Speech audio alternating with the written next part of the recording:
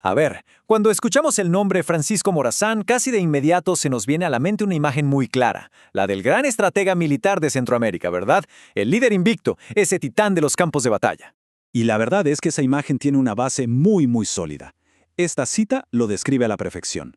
Morazán era una auténtica leyenda para sus hombres. Estamos hablando de soldados que lo idolatraban, que lo seguían a batallas que parecían imposibles, a veces armados con poco más que una fe ciega en su líder. Y así se fue construyendo su leyenda. Pensemos en esto, un joven sin entrenamiento militar formal que forjó todo su talento en el mismísimo calor del combate. Todo basado en pura inteligencia, coraje y una capacidad casi sobrenatural para adelantarse a los movimientos del enemigo.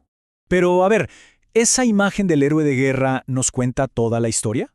Lo interesante es que las investigaciones más recientes nos están invitando a mirar más allá del general, a descubrir, por fin, al hombre que había debajo de ese uniforme. Y ese es justo el corazón de este análisis. La idea es quitarle a Morazán el uniforme por un momento para encontrar al ciudadano, a ese hombre cuyas virtudes cívicas, según opinan muchos historiadores, tuvieron una importancia histórica incluso mayor que sus increíbles hazañas militares.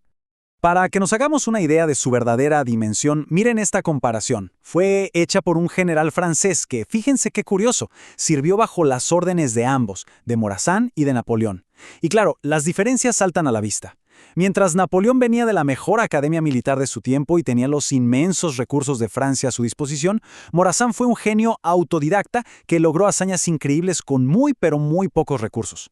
Pero la diferencia más importante no era militar. Y aquí está la clave. Napoleón era la autocracia, la fe absoluta en la fuerza bruta. Morazán, en cambio, era la democracia en su estado más puro. Él usaba el ejército no para imponer su voluntad, sino para defender las instituciones y el Estado de Derecho. La diferencia fundamental, como ven, estaba en su admirable formación moral. Entonces, con eso en mente, dejemos por un momento el campo de batalla y entremos, por así decirlo, en el despacho del estadista. Es aquí donde de verdad empezamos a conocer al otro Morazán. Es que era mucho más que un general, era un educador convencido, un filósofo con una visión republicana clarísima, un diplomático hábil, un gran administrador, un abogado y, por encima de todo, un humanista. Cada una de estas facetas fue moldeando su gran proyecto de una patria unida y moderna.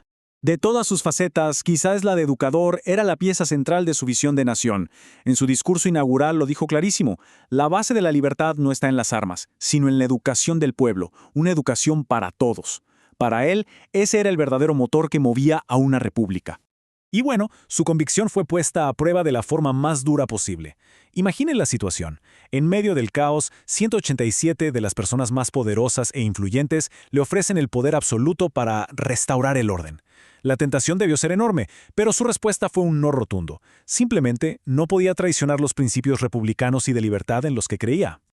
Ok, ya hemos visto al estratega y al estadista, pero ¿cómo era Morazán en el trato diario como persona? Para responder a eso, no hay nada mejor que escuchar las voces de quienes lo conocieron de cerca.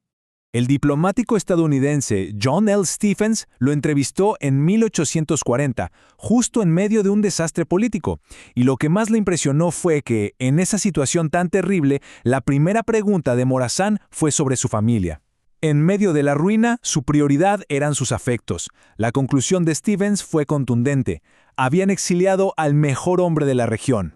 Años más tarde, otro estadounidense, el explorador William B. Wells, lo recordaría por su sincero patriotismo y por algo muy curioso, una cualidad que sus propios seguidores le criticaban, y era su clemencia con los vencidos. Morazán perdonaba a sus enemigos, un rasgo que nos habla de su profundo humanismo. Y su biógrafo, Ramón Rosa, nos da un retrato más íntimo. Un hombre de carácter firme, reflexivo, pero al mismo tiempo de un trato suave y agradable. Era una de esas personas que inspiran respeto de forma natural, no porque lo impongan, sino por su pura integridad.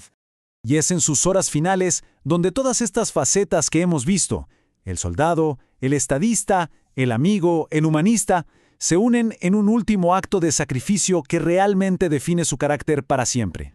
La escena es tremenda. Después de luchar casi 3 días seguidos en Costa Rica, con sus fuerzas ya muy reducidas y él mismo herido, una traición sella su destino. Lo capturan justo un día antes del aniversario de la independencia. Mientras estaba prisionero, una amiga le preparó todo para que pudiera escapar. Tenía mulas, guías, dinero, una vía de escape segura. Tenía la oportunidad de salvar su vida, pero se negó. Su respuesta fue simple, directa. No iba a abandonar a sus amigos. Los acompañaría hasta el final. Unas horas antes de ser ejecutado, dicta su testamento. Y en él encontramos esta frase que es simplemente extraordinaria. No hay odio, no hay sed de venganza, solo un perdón absoluto para las personas que le quitaron la vida.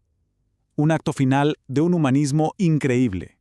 Con una calma y una entereza que cuesta imaginar, se negó a que le vendaran los ojos. Él mismo corrigió la posición del pelotón de fusilamiento, consoló a su amigo que iba a morir a su lado y pronunció esa famosa frase profética. Querido amigo, la posteridad nos hará justicia. Un soldado hasta el final, sí, pero muriendo por sus principios como hombre. Y esa posteridad, vaya que le hizo justicia. Pero, entonces, ¿cuál es el verdadero legado de Francisco Morazán? Su verdadero legado no se mide en cuántas batallas ganó, se mide en las ideas por las que luchó y por las que murió, la defensa de la educación para todos como la base de la libertad, el respeto total a la ley y a la democracia, su gran sueño de una Centroamérica unida y, sobre todo, su ejemplo de integridad personal. Y todo esto nos deja con una reflexión final flotando en el aire. Al mirar más allá del uniforme de Morazán, descubrimos a un hombre cuya grandeza como ciudadano quizá fue incluso mayor que su genio como militar. Y esto nos lleva a preguntarnos, ¿cuántas otras figuras históricas conocemos solo por su leyenda y no por la increíble complejidad del ser humano que realmente fueron?